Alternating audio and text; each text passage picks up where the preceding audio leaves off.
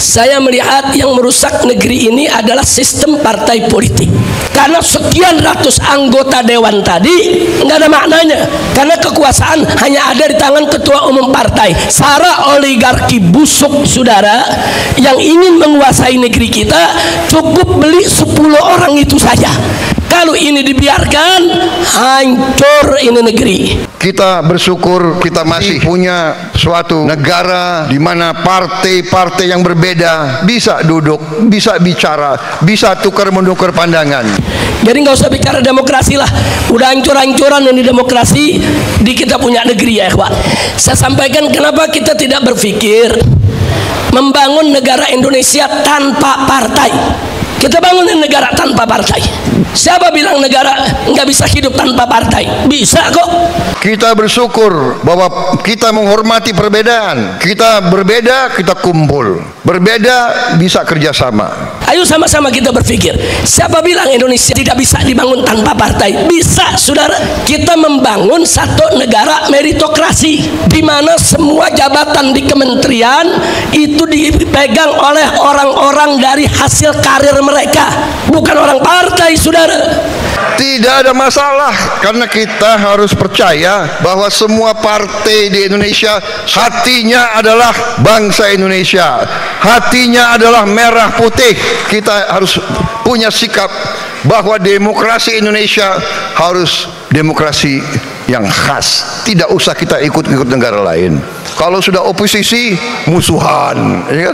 Kalau udah berbeda, nggak mau lihat-lihatan. Eselon 1, eselon 2, sampai kepala bagian semua titipan partai. Ada kementerian yang dipegang oleh orang partai, saudara, sampai satpam cleaning service dari partai dia, saudara. Apa ini negeri mau diatur begini bagaimana? Jangan menugaskan menteri-menteri yang saudara tunjuk di pemerintah yang akan saya pimpin, jangan saudara tugaskan untuk cari uang dari APBN, APBD. Zamannya sekarang susah. Ini zaman digital, ini zaman teknologi, ini zaman pengamatan sangat cepat. Jangan coba-coba.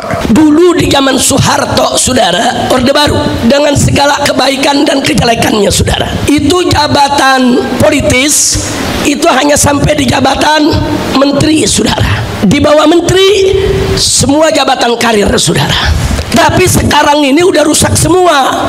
Bukan hanya tingkat menteri yang jabatan politik, dirjennya, irjennya, sekjennya, saudara. Ada segelintir orang yang punya budaya caci maki, jelek-jelekin, cari masalah. Saya percaya mereka ini mungkin sudah ditutup hatinya, ditutup matanya. Saya tidak paham mereka itu. Presiden goblok, udah menteri agamanya, saudara, sesat, kurang ajar, korinya dajjal, istananya menjadi istana iblis. Kesulitan, kekurangan kita akui, kita atasi bersama. Koreksi, kita koreksi. Tapi bangsa yang besar janganlah mempunyai adat, mempunyai kebiasaan caci maki. Kalau sampai kejadian Jokowi minta maaf kepada PKI, kita ganti namanya menjadi Jokodok, saudara. Setuju? Siap turunkan Jokodok?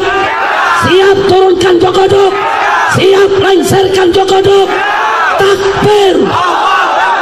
Caci maki antara kawan, caci maki dengan pemimpin, caci maki itu saya kira tidak baik.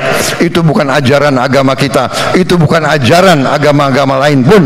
Ya Allah, maka bikin susah hidupnya, seretkan rezekinya, jangan berkahi nafkahnya, jangan sembuhkan penyakitnya, biar dapat penyakit yang belum ada obatnya, biar susah jalan hidupnya, biar dipecat dari tempat kerjaannya, biar ditinggal lari bininya, biar lakinya kawin lagi, biar anak-anaknya ngelawan sama dia, biar hidupnya tidak bahagia, nggak dapat anak keturunan yang solihin dan solehat, hidupnya hancur-hancuran, nggak ada berkah, susah tiap hari, sedih tiap hari, gundah gulana tiap hari.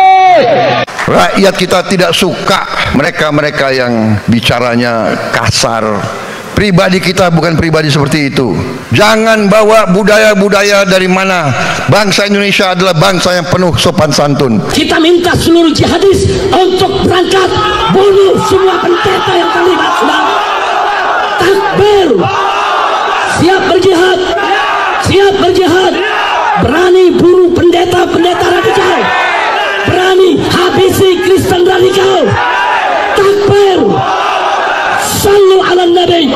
Kritik dengan baik, koreksi dengan baik, dan akan terbukti tidak lama pasti semua yang berbuat tidak baik akan kelihatan dan akan ketahuan.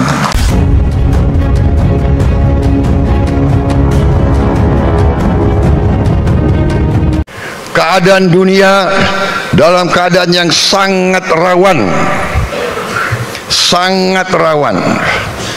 Ada pemimpin-pemimpin dunia yang penuh dengan, menurut saya, sikap-sikap yang tidak arif.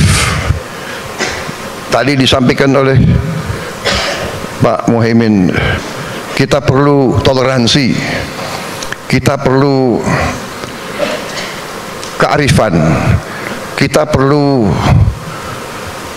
suatu suasana yang saling menghormati, bukan saling memaksa kehendak sendiri.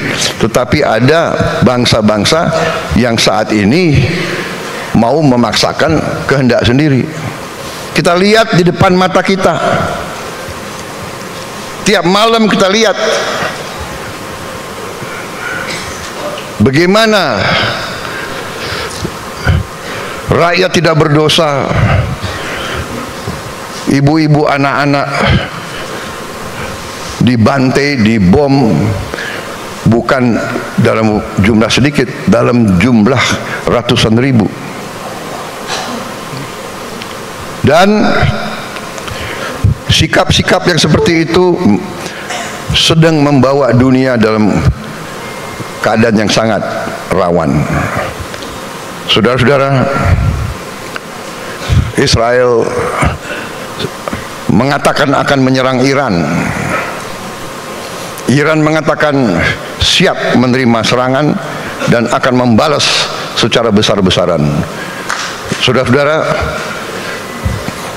diduga bahwa Iran sudah melaksanakan uji coba nuklir. Jadi kalau tidak ada kearifan dari negara-negara besar, dunia dalam keadaan yang tidak baik. Indonesia, kita bersyukur bahwa kita saat ini menikmati keadaan damai. Kita bersyukur ibu kota kita tidak dibom. Kita bersyukur anak-anak kita masih bisa ketawa, walaupun sebagian dari mereka dalam keadaan yang susah. Kita bersyukur kita masih punya suatu negara di mana partai-partai yang berbeda bisa duduk, bisa bicara, bisa tukar-menukar pandangan. Kita bersyukur bahwa kita menghormati perbedaan. Kita berbeda, kita kumpul. Berbeda, bisa kerjasama. Saudara-saudara sekalian, walaupun dalam pemilihan yang lalu PKB mendukung yang lain, tapi saya mengatakan dari awal, saya yakin pada saatnya PKB akan kembali mendukung saya.